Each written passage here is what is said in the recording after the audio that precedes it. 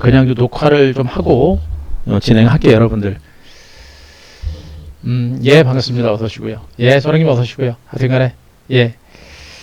자, 오늘 제가 지금 장 끝나고, 그리고 장 끝나고 오늘 원래 뭐 제가 장 끝나고 이제 무방을 바로 했는데 무방은 안 했습니다. 안 하고 시장을 좀 더 집중적으로 분석을 했어요. 물론 장중에도 많은 분석을 했고 했습니다만, 시장에 대해서 여러 가지 좀 더 심도 있는 정보하고 데이터를 가지고 시장을 좀 심층적으로 좀 분석을 했습니다. 그래서 뭐 어제까지, 그리고 오늘 오전까지만 해도, 장중까지만 해도 시장에 대한 시각과 전망이라든가 이런 것들이 약간은 이제 불확실한 부분들이 좀 많이 있었는데, 오늘 최종적으로 시장에 대한 어떤 방향과 전략을 좀 수립을 했습니다. 그래서 시장이 굉장히 방향성이 없고 굉장히 지루하고, 그리고 지난번에 이제 주가가 이제 2,900선이 무너지면서 시장에 대한 경계감이 있다가 지금 외국인들이 꾸역꾸역 매수하면서 지금 반등이 나왔죠. 자, 과연 이 반등이 억지스러운 기술적인 반등인지, 아니면 중간 바닥을 찍는 그런 반등인지, 이걸 우리가 분명히 알아야 될 것 같고요. 제가 이제 무방을 통해서 여러분들한테 해드렸던 내용이 여기는 굉장히 중요한 위치다라는 얘기를 했습니다. 시장이 올라가게 되면 시장을 이끌 수 있는 주도주에 대한 저가 매수 기가 막힌 찬스다라는 얘기를 해드렸었고, 자, 오늘 여러분들 무방 내용 굉장히 중요합니다. 자, 그래서 오늘 우리 회원님들까지도 늦은 시간에 오시라고 제가 문자도 드렸고요. 굉장히 중요합니다. 뭐 이제 오늘 제가 갑작스럽게 무방 열어서 많이 안 들을 수 있겠습니다만, 제가 오늘 녹화 떠서 지금 유튜브도 이상이 실시간으로 안 돼가지고 녹화 떠서 유튜브에도 올려드릴 겁니다. 유튜브 방송 들으시는 분들도 오늘 제 방송 심도 있게 들으시고 매매하시는데 도움 많이 되시기 바라고, 아주 중요한 위치예요. 시장이 상방으로 가게 되면 주도주를 싸게 잡을 수 있는 기회가 되는 것이고, 시장이 하방으로 가게 되면 뭐라 했습니까? 인버스, 코퍼스 같은 ETF 종목에 대한 또 저가 매수의 기회가 된다라는 그런 얘기도 했었죠. 옆으로 기어가는 장세는 솔직히 말씀드리면 별로 먹을 게 없어요. 계륵 장세입니다. 물론 중소형주라든가 개별 종목들이 선별적인 반등세를 보일 수도 있겠습니다만, 실제로 옆으로 기어가는 장세는 별로 먹을 게 없습니다. 별로 먹을 게 없어서 기어가는 장세는 뭐 그렇게 많이 우리가 기대할 건 없어요. 하지만 만약에 여기서부터 지수가 우상향으로 간다라는 것과 우하향으로 간다라는 것은 분명히 여러분들의 계좌를 완전히 바꿀 수 있는 그런 아주 중요한 위치가 될 것으로 보고 있어서 정말 심도 있게 시장을 봐야 되고요. 그리고 저도 여러분들한테 뭐 최근 무방을 통해서 지수 방향이 아직까지 잡히지 않았기 때문에, 시장이 올라가게 되면 주도주에 대한 저가 매수 찬스가 되는 것이고, 떨어지게 되면 인버스 코퍼스에 대한 기가 막힌 찬스다. 그래서 시장의 방향성에 대해서 집중해라 라는 얘기 정도까지만 여러분께 해드렸었죠. 그죠? 그런 얘기 해드렸습니다. 자, 그런데 제가 보기엔 이제 시장이 어느 정도는 방향성이 좀 잡히고 있는 것 같아요. 방향성이 잡히고 있습니다. 제가 아마 한 대표가 그동안 시장에 대한 분석을 해드리면서 참 힘겨운 그런 흐름들, 이제 힘겨운 지루하고 답답한 흐름이 나왔었죠.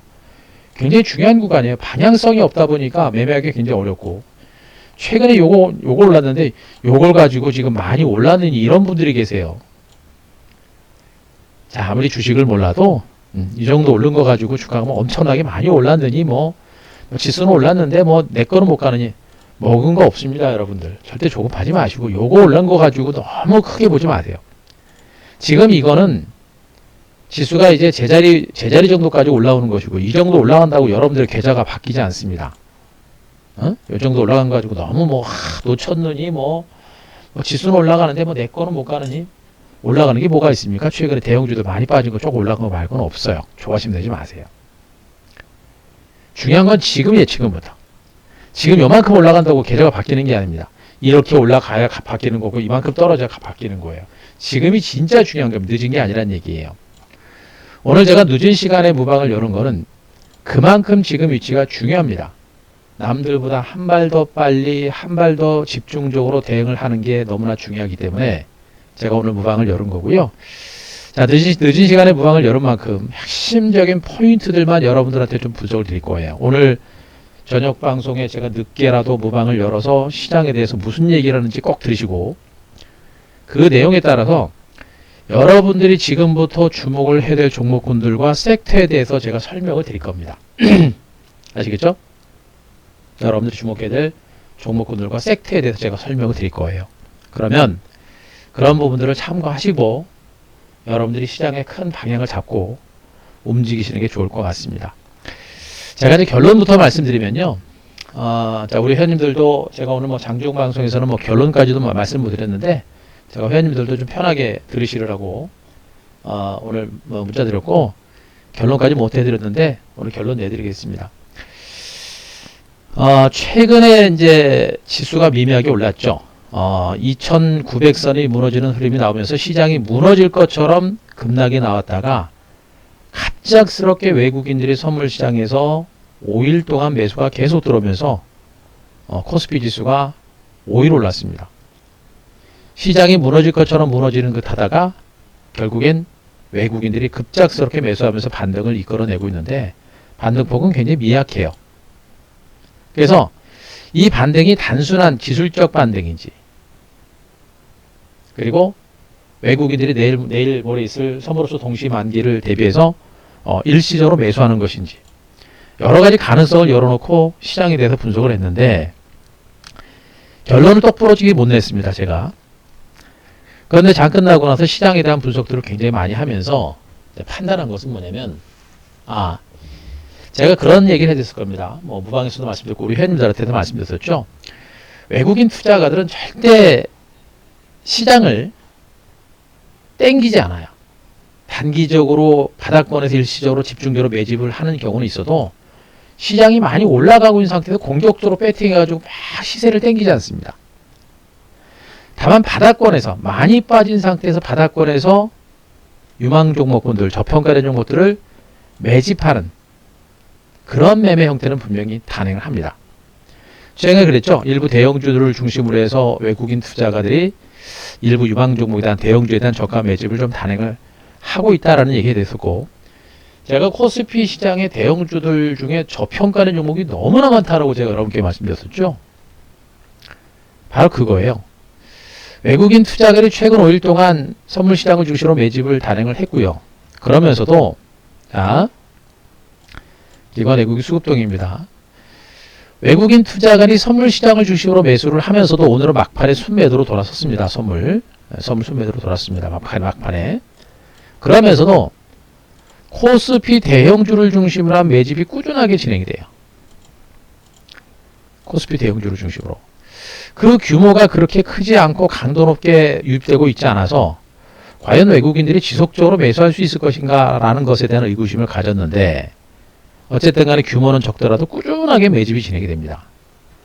알고 봤더니 실질적으로 대형주들 중에 저평가된 종목에 대해서 바닥권에서 매집을 하고 있는 이런 형태가 좀 포착이 됐습니다.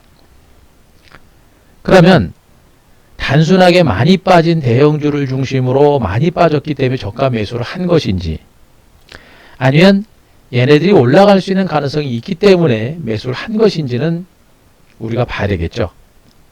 바로 그 부분입니다. 제가 오늘 무방을 통해서 우리 회원님들하고 여러분들한테 알려드리고 싶은 얘기가 바로 그거예요, 여러분들. 자, 일단 약간은 좀 안타깝습니다만 일단 이 이제 지수가 오늘 이제 2,900선을 완전히 회복을 했고 잘하면 내일 3,000선 정도까지도 회복할 가능성은 있는 것 같아요. 3,000선 정도까지 회복을 했다라고 하면 일단은 시장은 이 구간에서 직전 저점을 깨고 내려갈 가능성은 높지는 않은 것으로 일단은 판단하고 자, 이런 가운데 곧바로 가더라도 계속 급등세가 나오기는 쉽지는 않을 거예요. 중요한 거는 뭐냐면 급등은 안 나오더라도 아주 미미한 반등세가 나올 수 있는 가능성은 좀 있습니다. 미미하게 반등이 나올 수 있는 가능성이 있어요. 자, 이 얘기를 하는 이유가 뭐냐면, 자, 메모를 좀 하면서 하겠습니다. 메모를 하면서. 제가 이제 시장에 대한 분석을 많이 해드렸고, 이제 글을 쓰면서 제가 설명을 드렸었는데, 오늘 제가 시장에 대해서 또 한번 분석을 좀 드리겠습니다. 제가 여러분들한테 며칠 전에 이제 무방하면서 실망하지 마라. 다른 사람들도 수익 나는 사람 없다 그랬습니다. 지금 지수가 미미하게 한 뭐 5일 정도 조금 올라왔다고 막 시장이 대폭등이 나오고 뭐 남들은 대박이 터질 것처럼 그런 식으로 생각하면 지금 주식 못합니다. 아셨습니까? 다른 사람들도 힘들어요. 그러니까 절대 조급하지 마시고 이제 시작이고 지금부터가 진짜 게임이에요. 앞으로 시장을 방향을 못 잡고 앞으로도 시장에서 소외가 되게 되면 그게 진짜 실패자가 되는 겁니다. 지금은 그 누구도 수익 많이 내는 사람은 없어요. 그러니까 여러분들 절대 조급할 필요 없습니다. 자, 그리고 주식은 알아야 됩니다. 그래서 이 시간에 제가 방송을 열은 거고 시장이 복잡하고 답답하지만 헷갈렸지만 결국에 집중적인 시장 분석을 통해서 시장의 방향이 어느 정도 잡힌 거예요. 잡혔기 때문에 제가 오늘 무방을 통해서 여러분들한테 설명을 드리려고 하고 있고 그래서 주식을 알아야 그 방향을 알 수가 있는 겁니다. 그래서 주가가 왜 오르는지, 왜 내리는지, 왜 올라갈 수밖에 없는지, 왜 내려갈 수밖에 없는지 이런 부분에 대해서 제가 설명드렸고 그 내용은 똑같습니다. 자, 그러면 오늘 제가 여러분들한테 이 시간을 통해서 말씀드리고 싶은 내용은 뭐냐면 자, 오늘 7일이죠?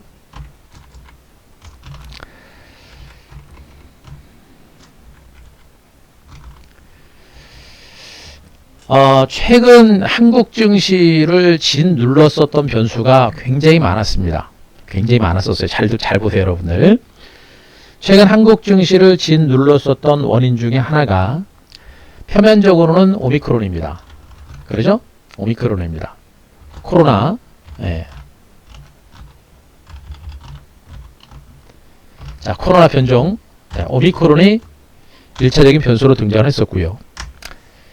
자, 두 번째가 뭐예요, 여러분들? 미국의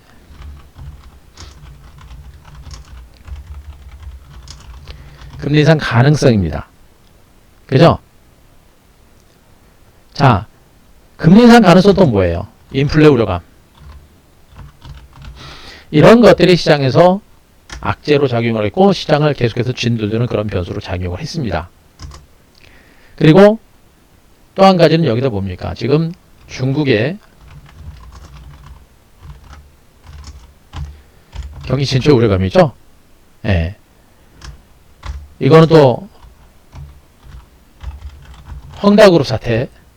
자, 요거까지 겹쳐지면서 중국 경제의 30에서 40%를 차지하고 있는 부동산 시장이 위축될 가능성이 높아졌고 그런 것들이 중국 경제 침체 우려감으로 확산되면서 지금 국내 증시 악재로 작용을 한 겁니다. 전체적으로 보게 되면 요 정도예요. 전체적으로 지금 시장에서 한국 증시라든가 전 세계 증시, 특히나 우리나라 증시의 시장을 짓눌렀었던 변수가 여기입니다. 자, 근데 잘 보세요, 여러분들. 잘 보세요. 크게는 요 세 가지입니다. 크게는 요 세 가지예요. 크게는 요 세 가지입니다. 요 세 가지가 지금 전체적인 시장의 흐름에 악영향을 주고 있는 그런 변수라고 보시면 될 겁니다. 요 세 가지가. 자, 그러면 지금도 이 변수를 하나씩 우리가 이제 분석을 해 가면 됩니다. 잘 들으세요. 제가 분명히 합니다만 이 구간이 여러분들한테서 제가 이따가 종목들까지 다 분석을 드릴 거예요. 종목들까지도 분석을 드릴 테니까 메모 잘 하시고 우리 회원님들은 뭐 내일 제가 또 하라는 대로 따라오시면 되고 분명히 지금은 이 정도 뭐 지수가 조금 올라가고 뭐 했다 그래가지고 시장이 게임이 끝난 게 아니고 게임은 이제 시작입니다. 예, 조바심 낼 거 없고 급할 거 없어요. 이자 시작이고 대신에 더 늦으면 안 됩니다. 준비하고 대비를 하셔야 돼요. 일단 오미크론 문제는 오미크론 문제에 대해서도 제가 이제 많이 고민을 했었습니다만 자, 오미크론이 그 증상이 이제 증상이 경미하다고 하죠. 경미합니다. 뭐 입원 안 해도 되고 그죠? 입원을 하지 않아도 되고 뭐 병원에 입원할 가능성도 낮고 치명률도 낮아요. 그죠? 근데 이게 우세종으로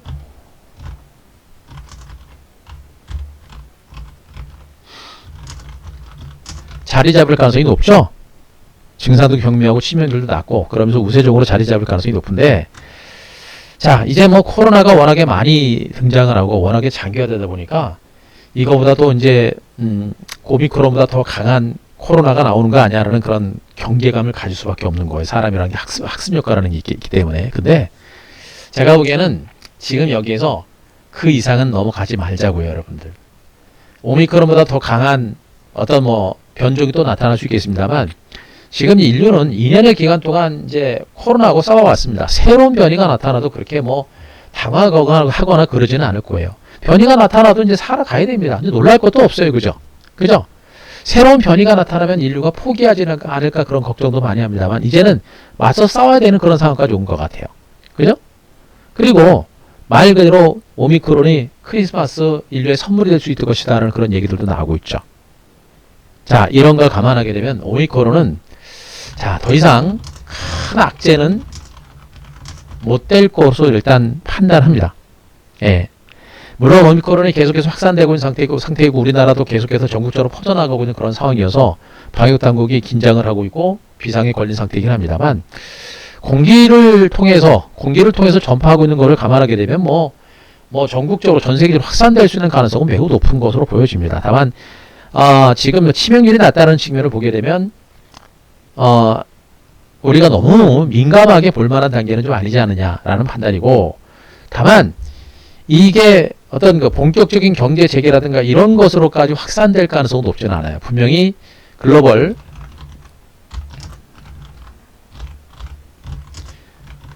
걸림돌이 될 가능성은 있어요. 분명히. 그죠? 걸림돌이 될 가능성은 있습니다. 하지만 시간이 지나면서 오미크론에 대한 공포는 분명히 사라질 수 있는 가능성이 높아요. 어쨌든 간에 치명률 자체가 굉장히 낮고 중증으로 갈 가능성이 높다는 측면을 감안하고, 미국이 전면적인 봉쇄 조치를 단행하지 않고 일부 국가들이 이제 뭐 여행 재개라든가 이런 것들을 해제할 그러한 조짐들이 나오고 있는 부분을 감안하게 되면 이런 것들이 해제가 될 가능성이 높아요. 그죠? 그래서 본격 글로벌 경제의 걸림돌로 작용할 가능성은 있습니다만, 점진적으로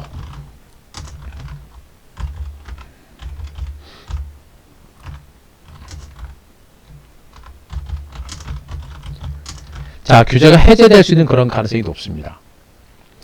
예, 스탠스 보시고요.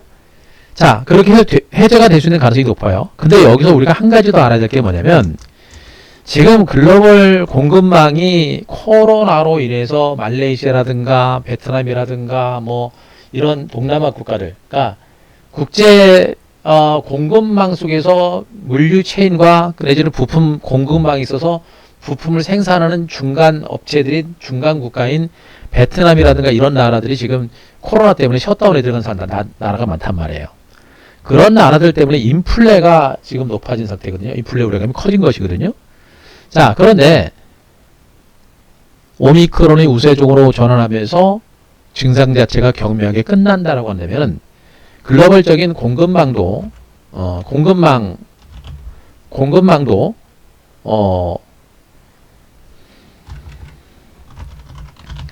자, 글로벌 공급망도 다소 완화될 가능성이 높습니다. 예. 그러니까 부품 생산이 자연스럽게 조금씩 이루어질 수 있는 가능성이 있다는 얘기입니다. 이 얘기는 뭐냐면 인플레 우려감이 줄어든다는 얘기예요. 자, 요게 바로 이겁니다. 인플레 우려감이 줄어든다라는 얘기가 되는 겁니다. 요게 시장에서 그동안 굉장히 힘든 그런 부분이었었거든요. 바로 요거예요. 그래서 미국이 최근에 금리 인상 가능성이 부각이 되면서 뭐 오미크론이 시장에 미치는 충격 여파는 그렇게 크지는 않을 걸로 일단 시장에서 기대했고, 실질적으로 그렇게 큰 악재로 부각되고 있지는 않은 상태입니다. 그런데 미국의 금리 인상 가능성 때문에 시장에 대한 경기감이 분명히 있었고 부담이 분명히 있었던 건 사실입니다. 그런데 지금 이런 인플레 우려감이라든가 또 글로벌 공급망이 다소 이제 완화되고 공급망이 조금씩 풀리는 그런 상황이 진행되게 되면 미국의 인플레 가능성이 줄어드는 거예요. 미국의 이제 급격한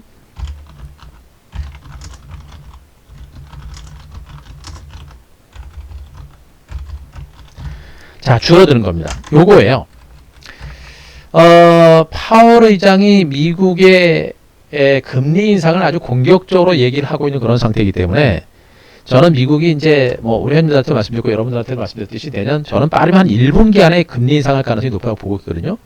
시장에서는 뭐 다음 뭐 내년 6월 정도 선에서 테이퍼링이 끝나고 나서 3분기 정도에서 금리 한번 인상을 할 거다라는 얘기를 하고 있습니다만 저는 1분기 정도 금리 인상 가능성을 얘기를 하고 있는 겁니다.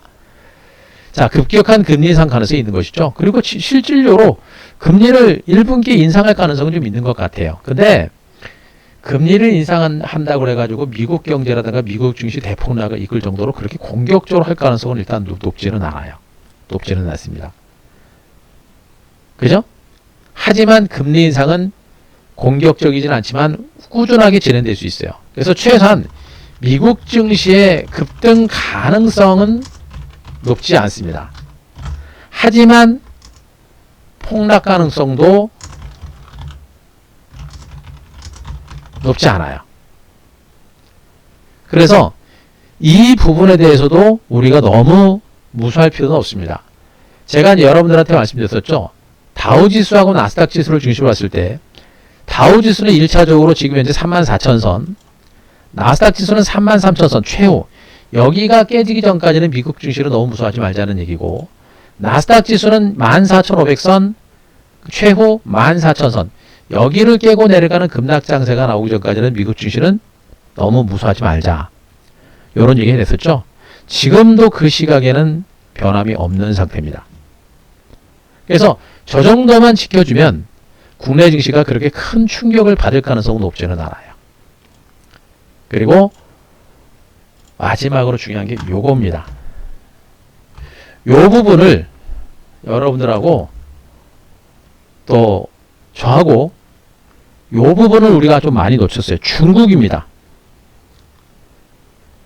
최근에 국내 증시가 여러분들 그 1분기 올해 2021년에 와가지고 국내 증시가 지난 이제 3분기부터 2분기 말 3분기부터 이제 조정 국면에 들어갔죠, 여러분들.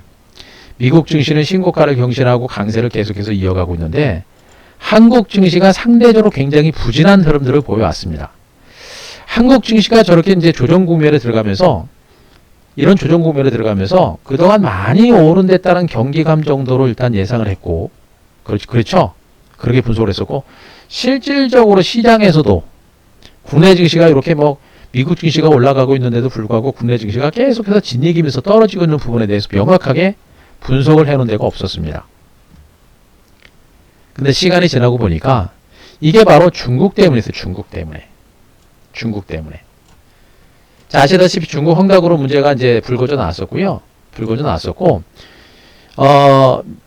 지금 중국이 강도 높은 그 이제 코로나 사태 이후에 강도 높은 경기 부양 대책을 썼다가 중국이 지금 어떻게 돌아섰습니까, 여러분들? 코로나를 잡기 위해서 지금 엄청나게 규제를 많이 합니다. 그죠? 규제를 엄청나게 많이 해요. 중국이라는 나라가 미국 증시는 신고가 사상 최고가 행진에 계속해서 나서고 있는데 중국 증시는 못 갑니다. 그죠? 코로나 사태가 터지고 나서 한 차례 오르긴 했습니다만 더 이상 중국은 시장을 뭐 미국 증시 글로벌 증시라든가 이런 흐름들을 거의 못 따라가는 그런 형태가 되고 있어요. 특히나 올해 중국 증시는 더 부진한 흐름이 계속 진행이 됐죠. 그죠? 중국 증시가 이렇게 부진했던 그 원인 자체가 바로 중국의 경기가 굉장히 급속도로 위축된 겁니다. 첫 번째가 코로나를 잡기 위해서 전국을 다 쥐잡듯이 잡은 겁니다. 예. 코로나 제로를 추진하는 거예요. 그죠? 내년에 베이징 동계올림픽이 있고, 베이징 맞죠? 내년 동계올림픽이 있고, 미국은 이제 보이콧 했습니다만, 동계올림픽이 있고, 그런 것들을 잘하기 위해서, 코로나 제로를 추진했고, 그것이 계속해서 그 규제로 가다 보니까 중국 경제가 계속해서 위축되는 그런 상황들이 계속해서 반복이 된 겁니다. 그죠?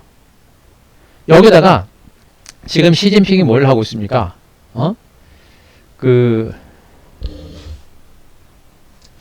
뭐라고 그러죠? 공동부유죠? 공동부유라고 하죠? 예. 자, 시진핑이 중국에 대해서 공동부유를 얘기를 하고 있습니다. 누구만 일부 기업, 알리바바라든가 일부 텐센트 같은 일부 빅테크 기업, 일부 기업들만 잘 사는 그런 나라가 아니라 모두가 잘 사는 나라가 되자 라고 하면서 알리바바부터 해가지고 기업들을 아주 쥐잡듯이 잡기 시작합니다. 사교육을 금지시키고, 그죠? 이런 것들. 그러니까 기업들의 활동을 위축시키는 그런 정책들을 시진핑이 계속해서 늘어놓습니다. 그러다 보니까 코로나로 인해서 거의 국민들의 통행을 막고 있는 상태고, 경제활동을 위축시키는 상태고, 그리고 공동부유를 통해서 잘 나가는 대기업들을 쥐잡듯이 잡습니다. 얘네들을 잡는다고 못 사는 사람들이 많이 잘 사는 것도 아닌데, 그죠? 시진핑이 집권 3기를 앞두고 나서 그 존재감을 이제 피력하는 걸로 시장에서 보고 있는 건데, 자, 이것도 시장에서는 분명히 미국, 중국 경제를 위축시킨 악재로 보시면 됩니다. 그죠?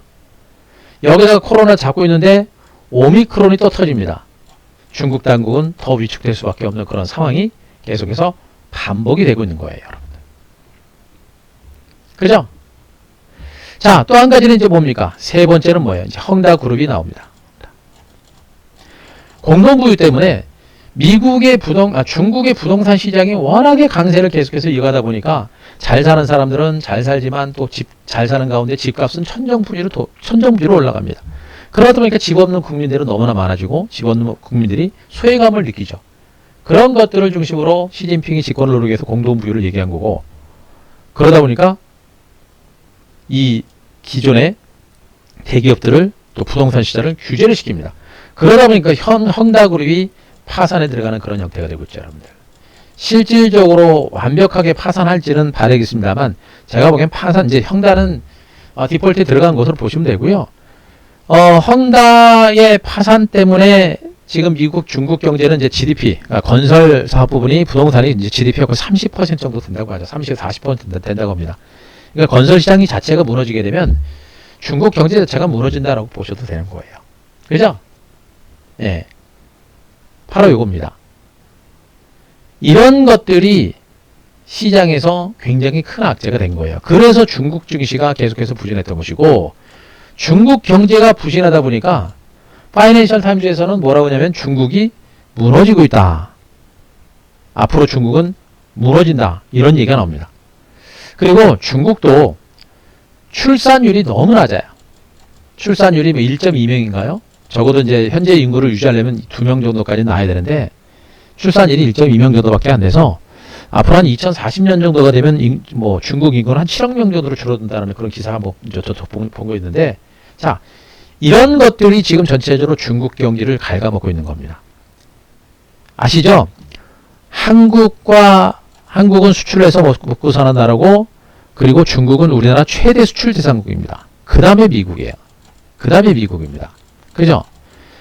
한국과 중국과의 무역 교류 규모가 한 26% 정도가 되고, 미국과의 무역 교류 규모가 한 15에서 16% 정도가 됩니다. 중국이 압도적이란 말이에요.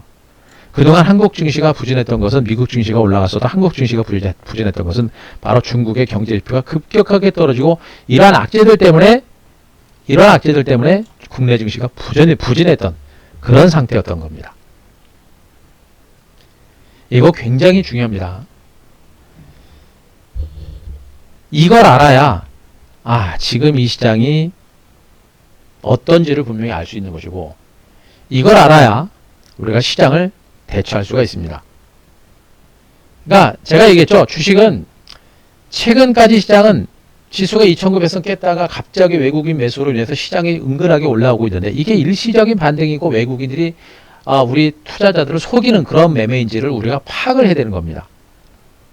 그런데 그동안 시장에서는 이런 중국 관련 리스크적인 부분들이 많이 부각이 안 됐던 거예요. 그래서 국내 증시가 그동안 상대적으로 부진했던 겁니다. 그죠? 이런 가운데 미국의 금리 인상 가능성, 오미크론 악재, 이런 악재가 쏟아지다 보니까 심리적으로 많이 위축됐죠. 위축된 상태에서 지금 외국인들의 매수율로 인해서 지수가 반등 나오는 겁니다. 왜? 이런 악재도 불구하고 이런 악재를 중국 당국이 인지를 한 겁니다. 중국 당국이 인지를 한 거예요. 그래서 뭘 했습니까? 예? 그래서 뭘 했어요, 여러분들? 중국 당국이 뭐 했습니까? 기억나세요? 중국 당국이 뭐 했습니까? 지준율 인상했잖아요. 지준율 인하했잖아요. 그죠? 지준율을 0.5%포인트 인하를 단행했습니다. 그죠? 뭐 금리 인하하고 비슷한 것을 보시면 돼요. 금리 인하 전 단계라고 보시면 되는데 지준율을 0.25%포인트 인하를 단행을 했습니다. 그래서 저는 중국이 지준율을 0.5%포인트 인하를 단행을 했다라고 해도 저는 중국 경제가 살아나기는 쉽지 않을 거로 보고 있고 실질적으로 중국 증시도 별로 올라간 게 별로 없어요.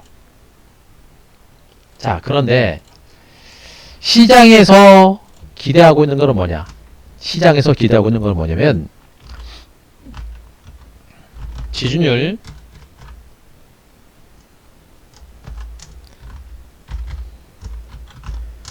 인하에 이어서 추가 인하 가능성을 높게 보고 있습니다. 지준율 인하 정도 가지고 중국 경기가 살아나기는 쉽지 않기 때문에 앞으로 중국 당국이 추가적으로 지준율 인하를 단행하거나 금리 인하를 단행하거나 할 가능성이 높다는 그런 시각이 분명히 부각이 되고 있는 겁니다. 그죠? 부각이 되고 있는 겁니다. 또 한 가지는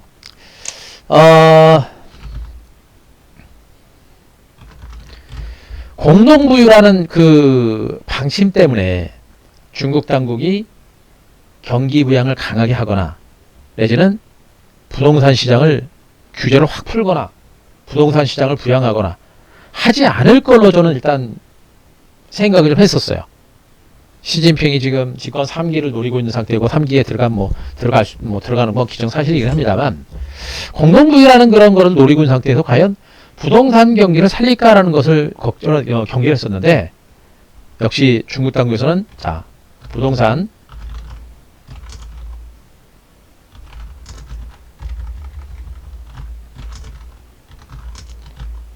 완화를 검토하기 시작했습니다.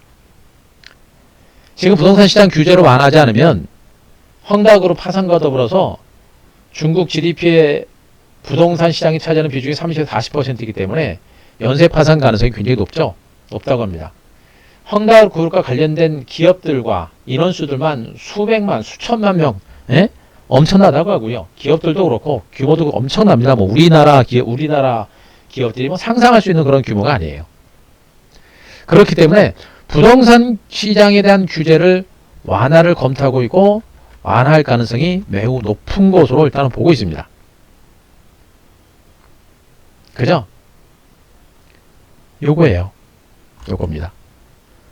추가적으로 중국 당국이 경기 부양에 나서고 그리고 부동산 규제를 완화를 계속해서 검토를 하게 되면 중국 경제가 최소한 더 무너지지 않고 중국 경기가 회복될 수 있는 중국 경기에 대한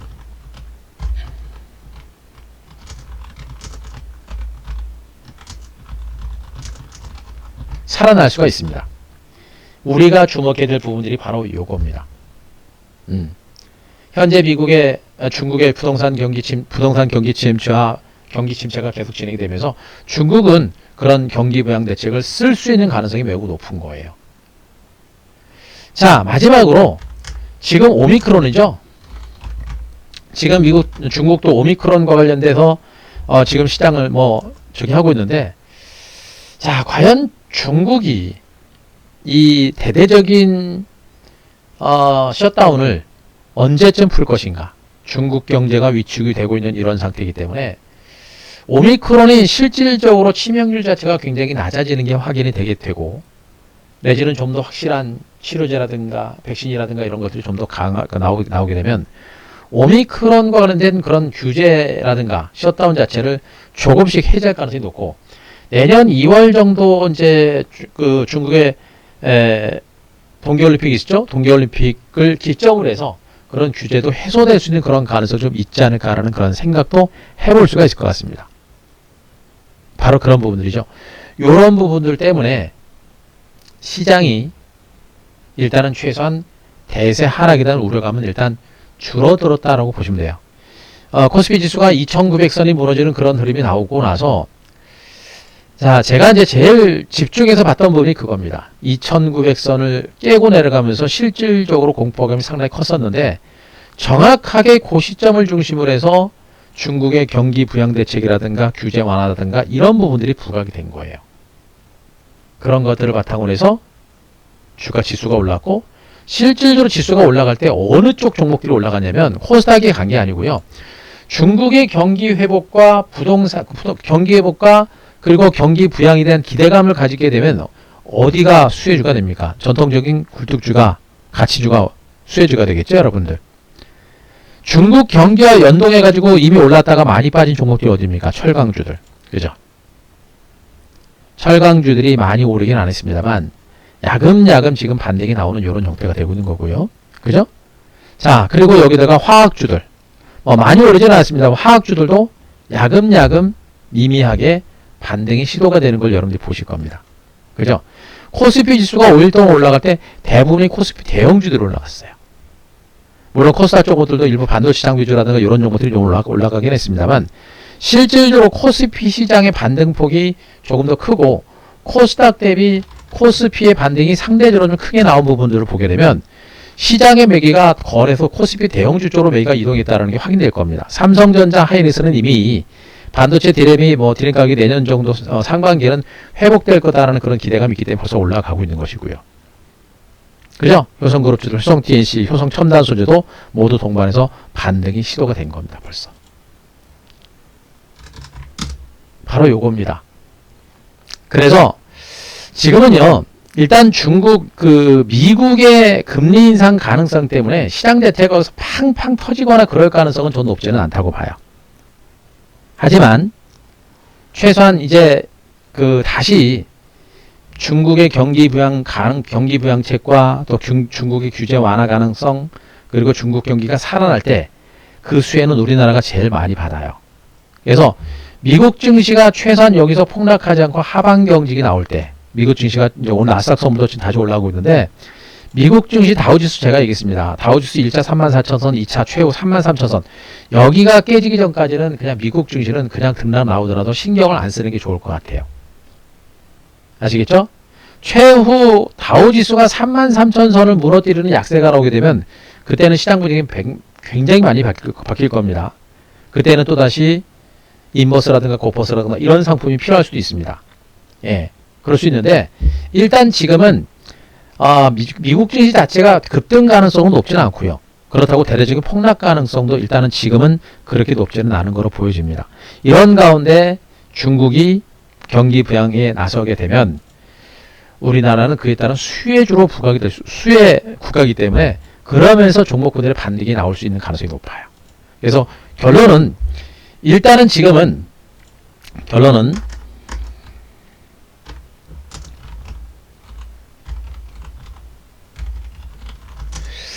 자, 코스피 지수 2900선은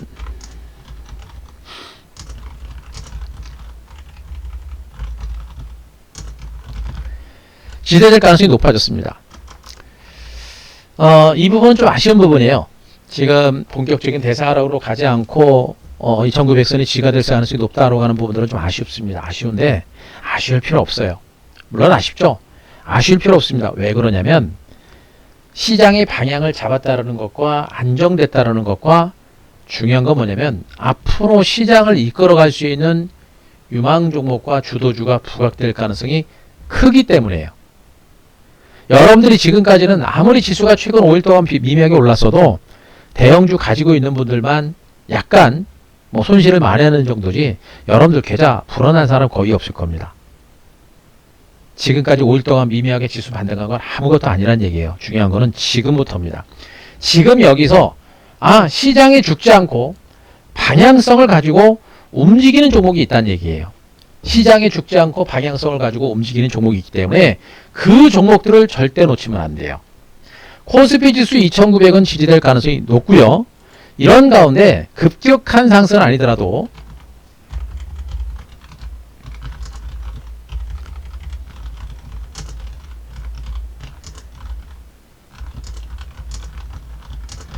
미미하게 올라갈 수 있는 가능성이 큽니다.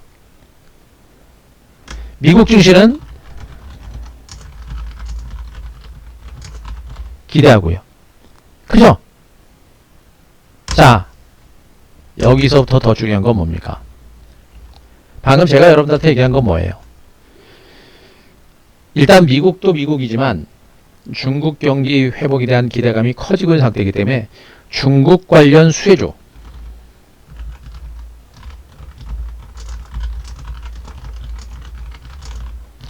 주목할 시점입니다. 저는 그동안 지난번 무방에서도 말씀드렸습니다만 지수가 이번에 올라가게 되면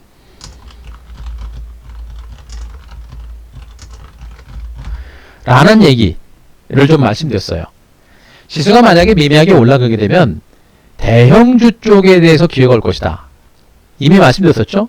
이 구간에서 지수가 여기서 지수가 미미하게 올라가게 되면 대형주를 중심으로 주도주를 잡을 수 있는 기가 막힌 찬스고, 그죠?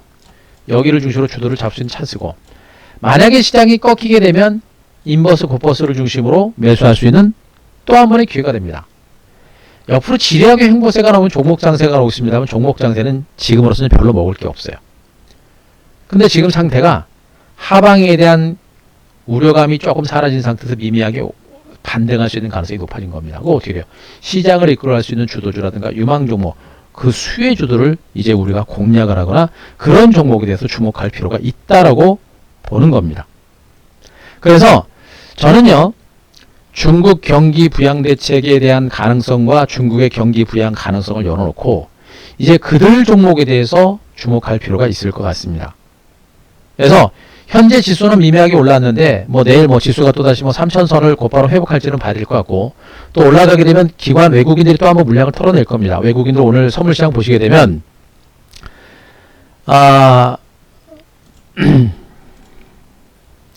외국인들 막판에 결국에 선물 매도 나왔죠, 여러분들. 그죠? 하루 종일 팔았다 팔았다 반복하고 막판에 엄청나게 선물을 사면서 했는데 막판에 어떻게 됐습니까? 순매도로 돌았습니다. 258개 순매도로 돌았어요. 그 지수는, 선물지수는 올랐습니다. 아마 외국인들은 어느 순간에 또다시 계속해서 좀 지수가 좀 올라가고 또 개인 투자가들이 시장 좋아집니다 라고 느끼면서 올라오면은 또 물량을 뚜드러 팰 겁니다. 이제 그거는 이제 너무 걱정할 필요는 없어요. 어차피 외국인들의 의중은 한 대표를 중심으로 이제 파악이 되고, 외국인 투자가는 여기를 노리고 있구나라는 게 이제 한 대표의 분석에 의해서 파악이 된 겁니다. 그래서 걔네들이 올라갈 때 물량을 털어내고 지수가 밀리고 종목들이 밀리면 무수할 게 아니라 그들 종목에 대한 매집의 기회로 활용할 필요가 있다라는 그런 얘기를 해드릴 수가 있습니다. 그러면 여기서 얘기하는 중국 관련 수혜주, 대형주가 무엇이냐에 대해서 우리가 주목을 할 필요가 있습니다. 이게 제일 중요합니다. 그죠? 네.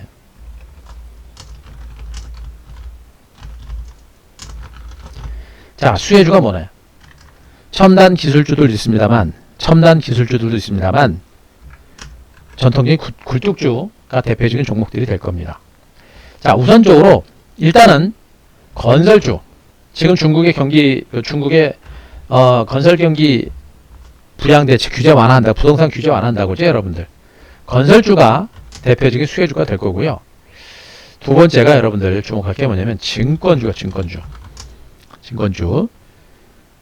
코스피 시장의 대형주가 올라가고 유동성 장세가 만약에 나오게 되면 증권주들이 또 그 전면에 부각이 될 수 있습니다.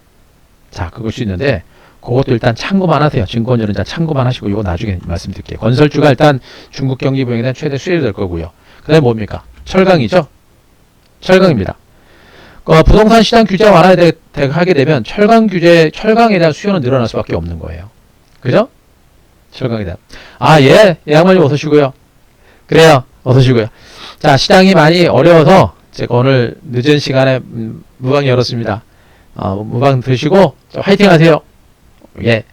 자, 그래서 건설주와 철강주가 대표적인 수혜주가 될 겁니다. 그리고 화학주가 될 거고요. 화학주가 또 수혜주가 될 겁니다. 조금 멀리 가게 되면 조선주도 수혜주가 될 거고요. 그리고 조금 더 확산되게 되면 이제 아무리 이제 중국이 경기가 좀 좋아지고 하게 되면 국민들이 이제 씀씀이라든가 이런 것에 대한 수요가 늘어나겠죠. 그러면서 이제 중국과 미국의 경기 부양에 따른 수혜주로서 반도체, 자, 반도체 수요가 늘어날 겁니다. 대형주 전반에 걸쳐서는 이렇게 건설주라든가 철강주라든가 화학주라든가 조선주라든가 반도체 이런 종목군들이 전체적인 시장에 있어서 반등장을 이끌어낼 수 있는 그런 가능성이 매우 높아요.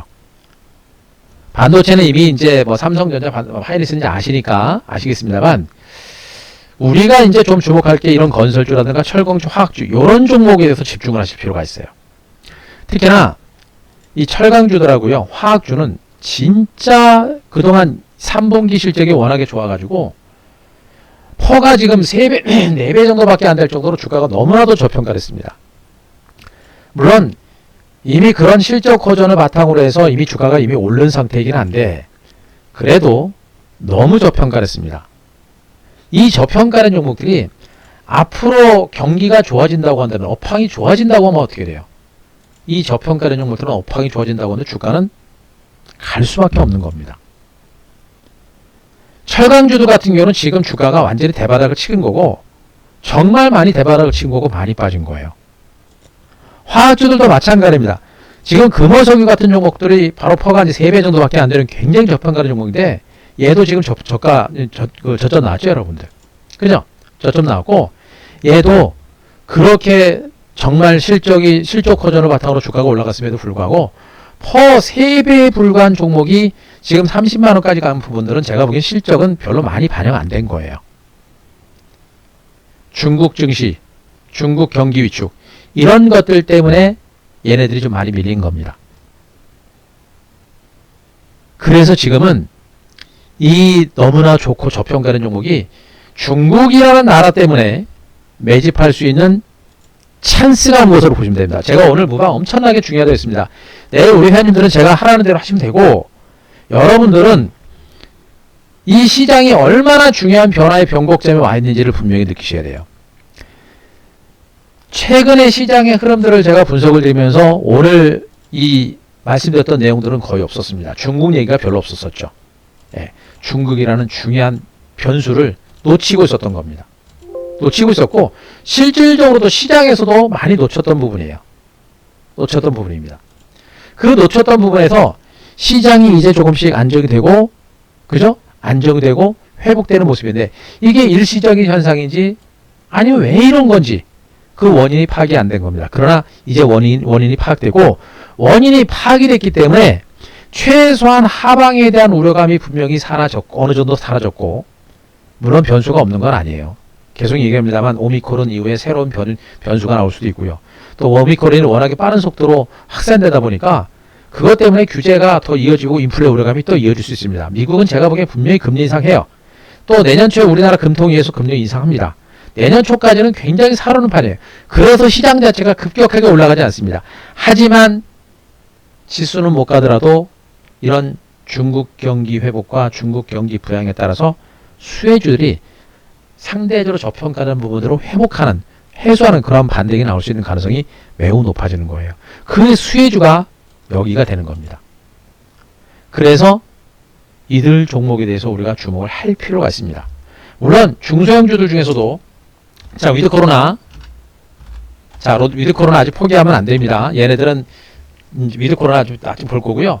얘네들하고 그러면 뭐 방산주들 이런 종목들 이런 일부 종목군들도 분명히 봐야 되고 자 중소형 반도체 자 이런 것들도 일단 보기는 봐야 됩니다만 일단 현재로는 중국의 경기 부양에 따른 수혜로서 얘네들이 움직일 가능성이 매우 높습니다. 반도체도 물론 내년 이후까지 보게 되면 분명히 볼 수 있는 부분이기 때문에 같이 보지만 실질적인 중국 경기 부양에 대한 수혜줄은 이쪽 종목이 될 거예요. 그래서 중국 경기 부양이라는 재료가 그나마 최근 외국인들의 매수를 좀 이끌어내고 있는 것으로 보고 있고 외국인 투자가들이 현물을 중심으로 매수에 나서고 있는 부분들은 분명히 그들 대형주가 포진은 되어 있고 기관하고 외국인 투자가들이 다 같이 동반해서 매집이 진행이 되고 있다는 점을 아시면 됩니다. 제가 수급창을 잠깐 보여드릴 건데 자 보시면 포스코에 대한 기관과 외국인 투자가의 수급을 한번 보여드리겠습니다. 자, 얘네들은 지금 외국인들은 지금 매도가 나오죠. 어떻습니까? 파란색 선이 기관이에요. 파란색 선이 기관인데 기관들 매수 본격적으로 들어오기 시작했죠, 여러분들. 그죠? 이미 기관 외국인 쪽에서 한쪽에서 벌써부터 이제 포스코라는 종목에다 매집이 들어왔고, 자, 현대제철은 어떨까요? 현대제철. 자, 현대제철은 어떻습니까? 얘도 지금 이미 앞에서 빨간색 선 외국인 매수가 이미 들어왔고, 그리고 이제 기관들도 같이 들어오죠. 추세적으로 이들 종목에 매집이 들어오기 시작한 겁니다. 자, 동국제강, 세아베스틸, 세아제강 뭐 이런 종목들도 있습니다만 등치 큰 대형주를 중심으로 봤을 때 동국제강도 어때요? 외국인 들어오기 시작했죠? 기관들도 이미 들어왔죠. 이거예요, 여러분들. 시장의 방향이 어느 정도 명확해지고 있는 그런 흐름이 전개가 되고 있습니다. 자, 화학주들 중에서 롯데케미칼. 롯데케미칼을 볼까요? 롯데케미칼은 어떤지? 자, 롯데케미칼은 어떻습니까? 기관 외국인들이 갑자기 막 들어오죠, 여러분들. 그렇게 많이 빠졌다가 기관 외국인 매수가 이렇게 강하게 들어오는 겁니다. 그죠? 금호석유는 어떨까요? 자, 금호석유라는 종목도 마찬가지로 외국인들이, 기관들이 엄청나게 파죽으로 매수가 들어오죠, 여러분들. 수급으로 보시게 되면 기관들이 엄청나게 많이 들어옵니다. 이제 외국인이 따라 들어와요. 이해되시겠죠? 그렇게 많은 종목군들이 중국 관련주로서 시장에 그렇게 많이 부각되지는 않을 겁니다. 그리고 삼성전자하고 하이닉스가 좀 올라서 만약에 얘네 대형주가 올라가게 되면 얘네가 밀면서 지수를 못 가게 할 거예요. 하지만 시장 자체가 급등이 아니고 완만하게 올라간다고 한다면 점진적으로 움직일 수 있는 가능성은 분명히 있어요. 현대건설도 오늘 주가 급등 나왔고요. 기관 외국인 투자가들 쌍끌이 매수 들어오는 거 보시죠, 여러분들. 이겁니다. 제가 여러분들한테 오늘 무방을 통해서 알려드리고 싶은 내용이 바로 여기에요. 시장이, 저도 최근 5일 동안 2900선이 무너지면서 시장이 하방에 대한 압력이 상당히 커지지 않을까라는 우려감을 가졌었고, 그런 가운데 지금 외국인 투자들이 갑자기 시장에 대한 매집이 좀 진행이 되고 있어서 그 의중을 파악하느라고 시간이 좀 많이 걸렸습니다만 이 정도면은 어느 정도 됐습니다.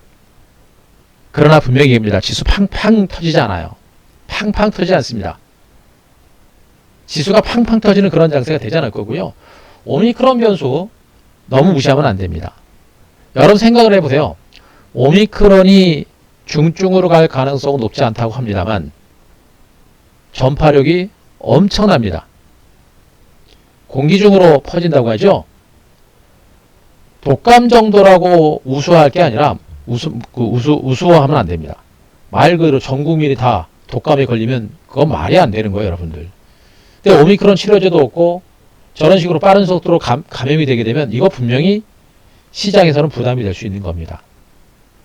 쉽게 여행 다니기 어려워요. 그러니까 위드 코로나 관련주는 여행주들이죠. 여행주들, 이들 종목군들은 오미크론이 중증으로 갈 수 있는 가능성이 좀 줄어들었기 때문에, 그리고 일부 국가들이 여행 재개를 재개하거나 이런 얘기가 있기 때문에 올라간 것은 사실이긴 합니다만 제가 보기에는 아직까지는 얘네들이 곧바로 갈 가능성은 높지는 않아요.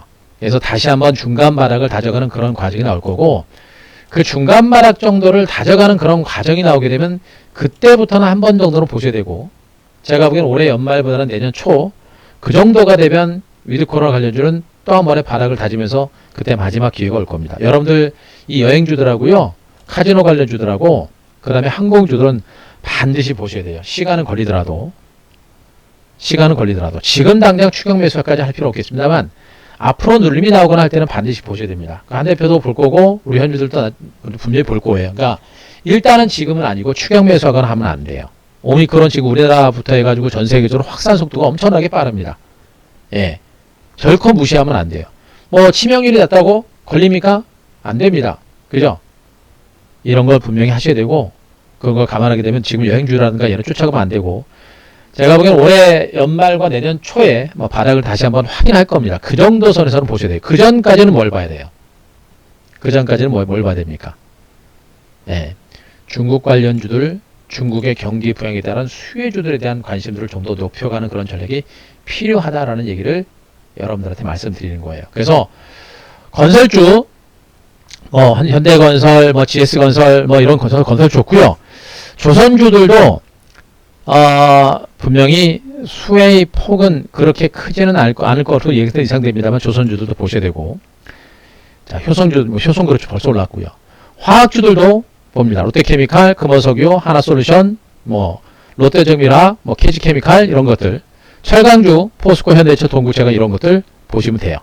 보시고, 자, 중국 경제가 중국에 대한 경기 부양 대책을 내놓고, 그리고 미국 경제가 급격하게 위축되지 않는다고 한다면 그 다음 수혜주는 어떻게 될 것 같습니까? 자동차 또 봐야 되겠죠, 여러분들. 자동차. 그죠? 자동차. 제가 지금 대형주들 중에 꾸준하게 쉬지 않고 제가 여러분들한테 언급을 드리고 있는 게 자동차예요, 여러분들. 현대차, 기아, 현대, 만도, 요쪽. 자, 왜 이러죠? 잠시만요.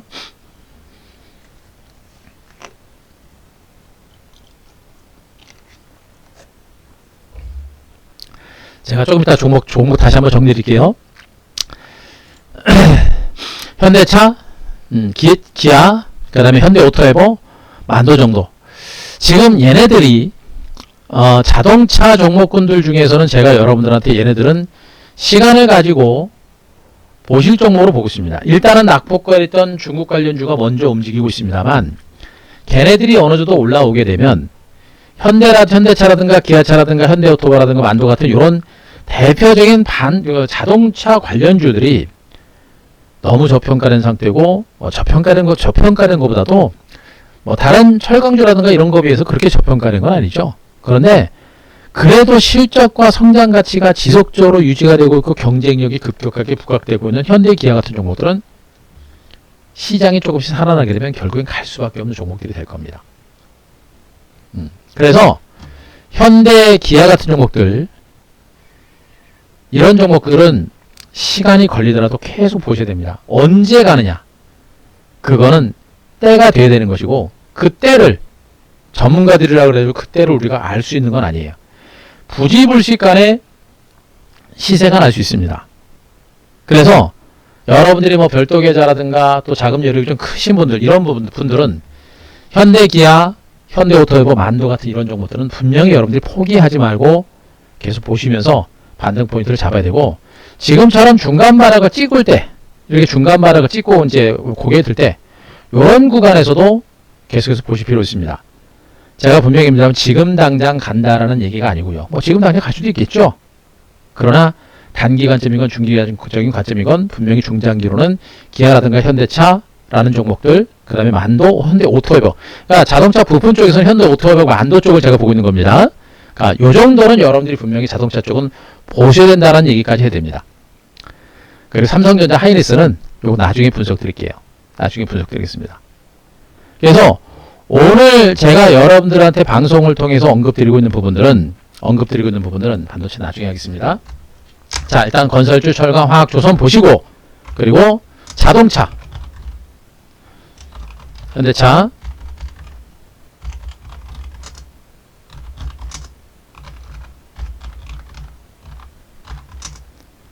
만도, 이런 종목들에 대한 관심이 필요하다라는 얘기를 여러분들한테 해드립니다. 그래서 건설주, 철강, 화학, 조선 이렇게 좀 보시기 바라고, 자, 이 안에서 제가 종목을 좀 압축을 한번 해보겠습니다. 일단은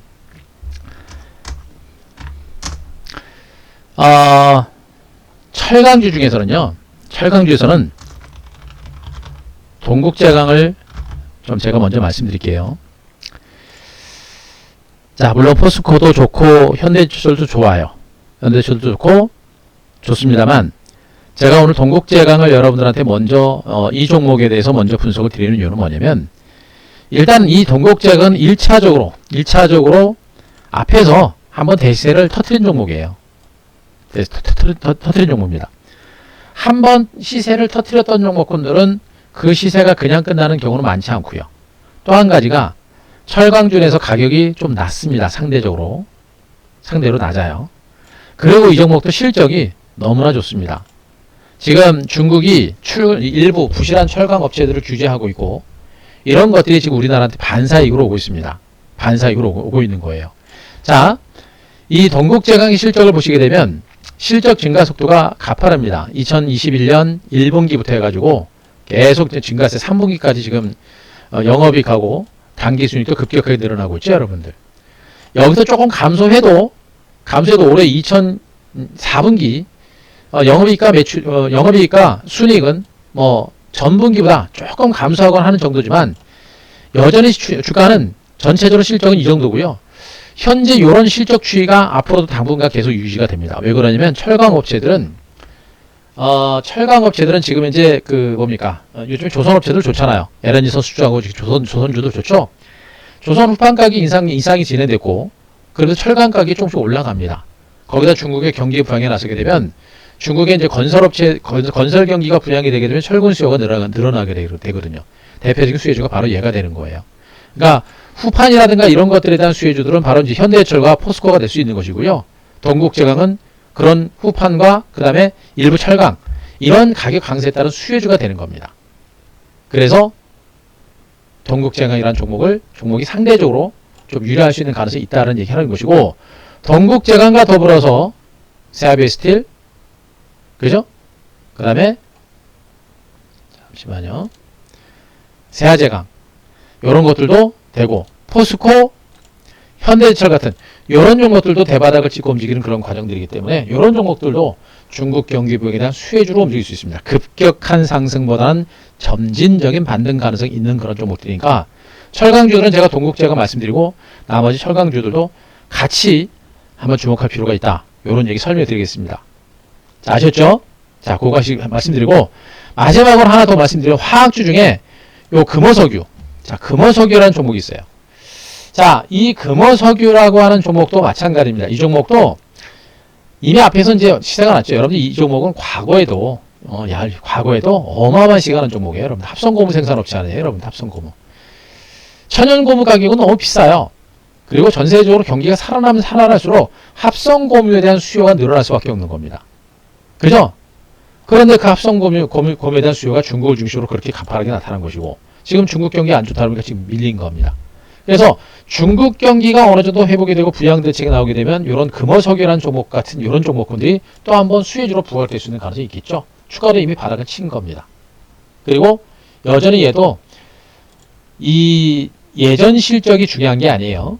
예전 실적이 중요한 게 아닙니다. 예전에 뭐 영업이익이 예전에 지금 이런 실적이 중요한 게 아니고 지금 이 종목이 저렇게 주가가 올라간 것은 올해 이만큼의 실적 호전에 대한 기대감을 가지고 올라간 거예요.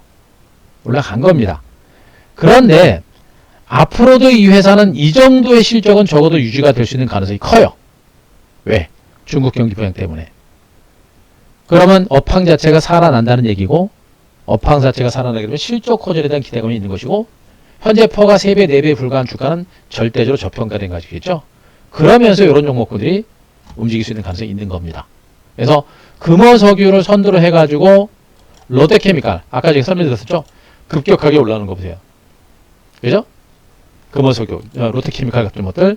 자, 그 다음에 롯데정밀화학, 하나솔루션 같은 이런 종목들도 마찬가지겠죠. 하나솔루션.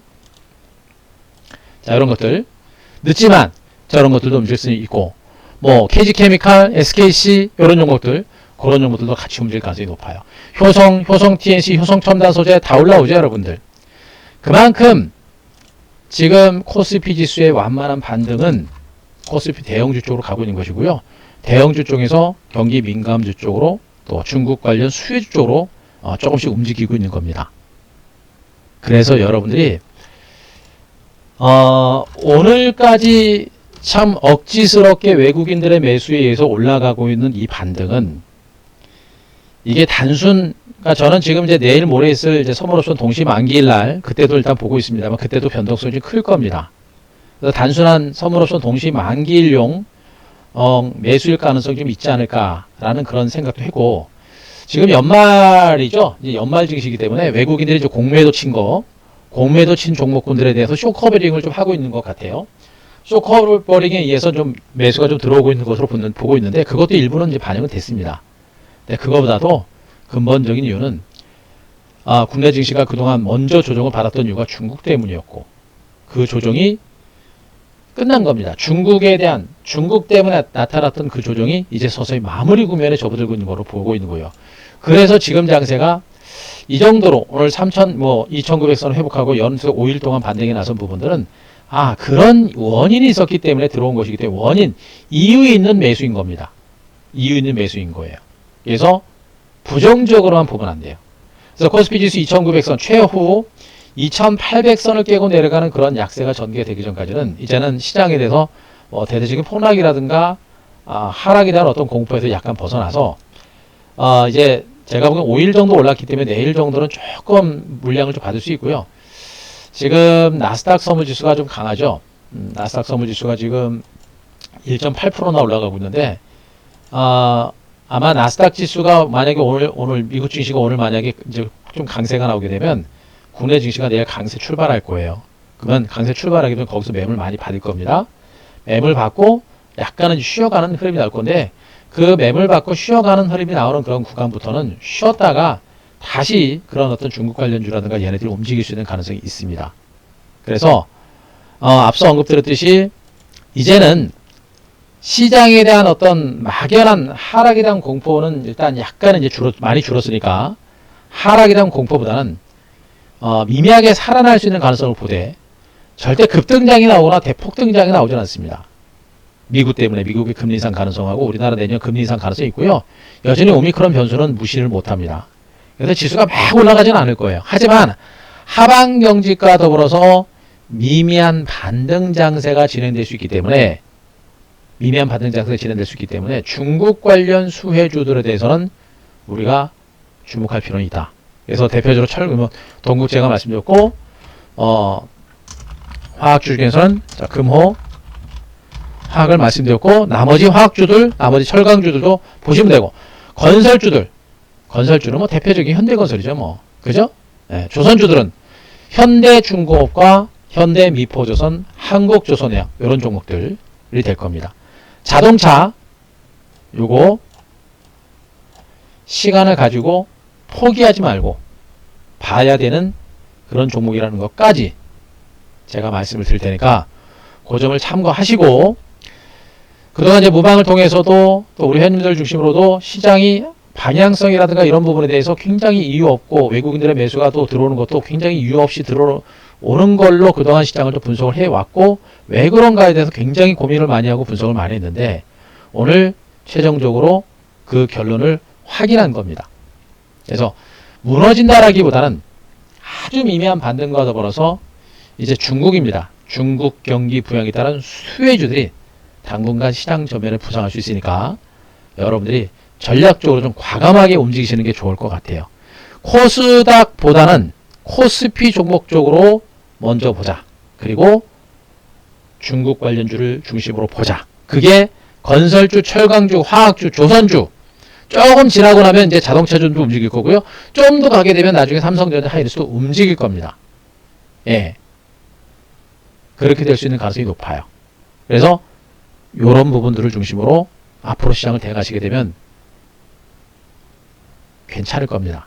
이제 시장에 대한 어떤 불확실성이라든가 이런 부분들을 충분히 해소했고 그런 가능성을 확인했기 때문에 이쪽으로 보시면 되지 않을까 싶으니까 절대 조급지 마시고 여러분들 제가 말씀드렸던 내용들 참고하시고 대응하셔서 자, 화이팅 하시는 그런 여러분들이 되셨으면 좋겠습니다. 자, 오늘 제가 준비한 내용은 여기까지입니다. 제가 말씀드렸던 내용들 충분히 이해되신 분들 자, 7번 하고 쳐서 7번 제가 말씀드렸던 내용들 충분히 이해되시면 7번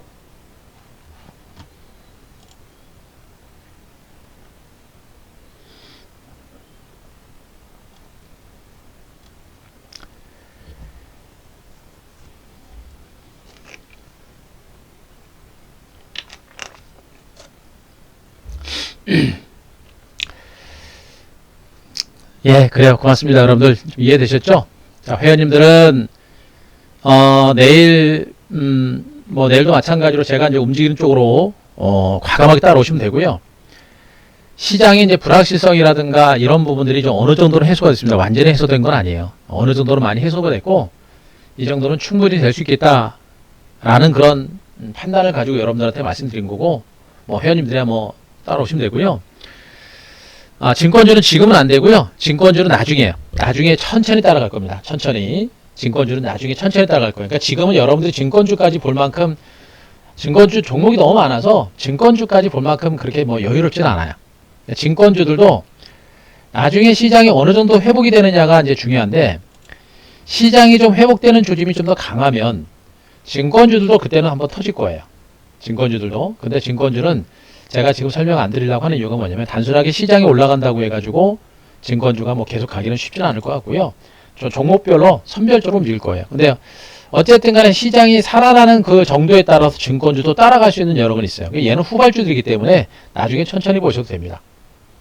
일단은 제가 말씀드렸던 쪽으로 먼저 보세요. 예. 좋습니다. 여러분들 고생 많이 하셨고, 오늘 늦은 밤에 제가 무방을 열은 것은 이렇게 시장에 중요한 변화가 있었기 때문에 말씀드린 거고, 이 정도면은 이제 막연한 공포보다는 이제는 기회를 잡으려고 노력을 하는 게 좀 더 바람직한 상태가 아닌가라는 판단 하에 여러분들한테 오늘 무방 열어드린 거니까 참고하시고, 여러분들 화이팅 하시기 바라고, 또 우리 회원님들도 좀 힘드시죠? 요즘에 뭐 안 힘든 사람이 누가 있겠습니까? 힘드신데 그래도 좀 빨리 속 좀 풀으시라고, 그리고 이제 그 말씀드렸던 내용에 따라서 분명히 이제 적극적으로 대응을 하고 할 거니까 걱정하지 마시면 됩니다. 중요한 거는 시장이 최악의 국면에서 벗어날 수 있는 가능성이 있다는 얘기고, 시장이 좋아질 수 있다는 거예요. 희망이 보이고 있다는 얘기입니다. 그래서 지금 여기를 절대 놓치면 안 돼요. 과감하게 움직이고 과감하게 움직일 때 최고의 결과가 나올 겁니다. 끝까지 화이팅 하시고, 여러분들도 이겨내는 자, 그런 여러분들 되시 바라고, 자, 우리 회원님들도 고생 많이 하셨고, 자, 과감하게 한 대표 따라오시기 바랍니다. 그래요. 소렌 고생하셨고요. 예, 클라스님 고생하셨고요. 예, 여러분도 고생 많이 했습니다. 자, 고생 많이 하셨고, 예아말리 화이팅 하시고요. 예, 그래요. 여러분 고생 많이 하셨고요. 자, 이제 힘든 구간들 이제 거의 끝나가고 있습니다. 화이팅 하시고, 빨리빨리 남들보다 저 준비 잘 하셔서 제대로 된 결과 만들어내세요. 그리고 대형주들은요, 대형주들은 너무 분산하면 안 됩니다. 대형주들은 약간은 선택과 집중을 해야 여러분들의 계좌가 불어날 수 있으니까, 말씀드렸던 대로 과감하게 하시면 될 것 같아요. 됩니다. 자신있게 보시고요. 다음주 중소형주 코스닥 쪽보다 대형주 쪽으로 먼저 보자. 지금이 타이밍이니까 그렇게 한번 대응하셨으면 좋겠습니다. 그래요. 고맙습니다. 여러분들 고생 많이 해주시고요. 자, 오늘 마무리하고 여러분들 방송 다음 방송 때 뵙겠습니다. 회원님들 내일 뵙고요. 지금 너무 중요한 구간이기 때문에 진짜 엄청나게 시간 많이 투자해서 정말 집중해서 온갖 때 정보들을 다 취합해가지고 오늘 결론 내린 겁니다. 예, 될 거예요. 또 한 번에 큰 기회가 왔으니까 자신감 가지세요, 여러분들.